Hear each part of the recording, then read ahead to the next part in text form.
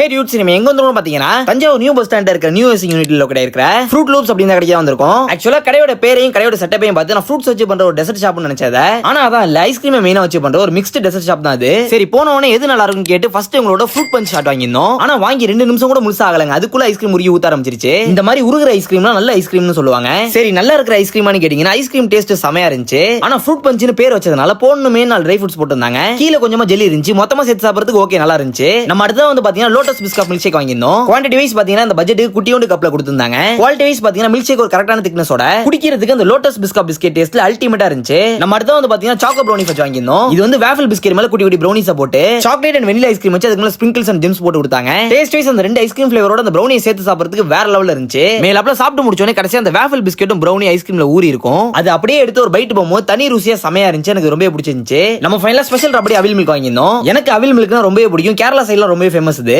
அதுவும் ரபடி எல்லாம் மேல போட்டு கொடுப்பாங்கன்னு ஆசாசையா வாங்கினேன். ஆனா கடைசியில நான் மன உளைச்சல் ஆனதான் மிச்சம். ஏன் அப்படின்னு பாத்தீங்கன்னா ஃபர்ஸ்ட் அந்த ரபடியை டேஸ்ட் பண்ணேன். சாப்பிடுறதுக்கு ரபடி மாதிரி இருக்கே அப்படிங்கிற மாதிரி இருந்துச்சு. அது ரபடி டேஸ்ட்ல இல்ல. சரி, அவில் மில்க் டேஸ்ட் எப்படி இருக்குன்னு பாப்போம்னு சொல்லிட்டு எடுத்து சாப்பிட்டேன். அதுவுமே டேஸ்ட் சுமாரா தான் இருந்துச்சு, அந்த அளவுக்கு ஒண்ணும் இல்ல. சரி, போன்னு சாப்பிட்டு கிளம்பியாச்சு. ஓவரால் அவில் மில்க் தவிர்த்து மத்த எல்லா ஐட்டமும் ஓகே தான். நீங்க இந்த பக்கம் வந்தீங்கன்னா மத்த ஐட்டத்தை வேணா ட்ரை பண்ணி பாருங்க. எக்ஸாக்ட் லொகேஷன் சொல்லணும்னா புது பஸ் ஸ்டாண்ட் ரோட்ல குல்ஃபி டே இருக்கும். பின்னாடியே வந்து பாத்தீங்கன்னா கடை இருக்கும். அடுத்த வீடியோல பாப்போம். டாடா.